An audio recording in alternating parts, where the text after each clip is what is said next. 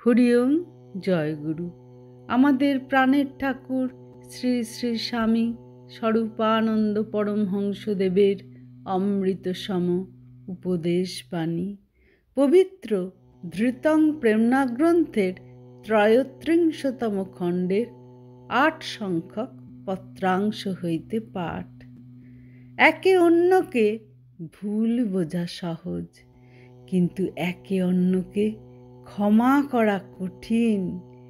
একে অন্যের দ্বারা উৎপীড়িত হওয়া সহজ, কিন্তু শত উৎপীড়ন সহ্য করিয়াও ভাইকে ভাই বলিয়া বুকে তুলিয়া নিবার সৎ সাহস ও সবলতা দুর্লভ। কিন্তু যাহা কঠিন তাহাই তোমাদের প্রত্যেককে করিতে হইবে। যাহা দুর্লভ তাহাই তোমাদের প্রত্যেকের মধ্যে আমি দেখিতে চাহি।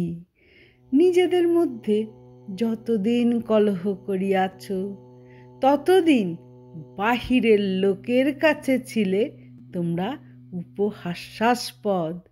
তোমার বাড়িতে আগুন লাগিয়াছে দেখিয়া তাহারা তোমাদের কাছ হইতে দূরে সরিয়া গিয়াছে, কারণ আগুনের অনুচিত উত্তাপ কে সাধ করিয়া সহিতে আসিবে।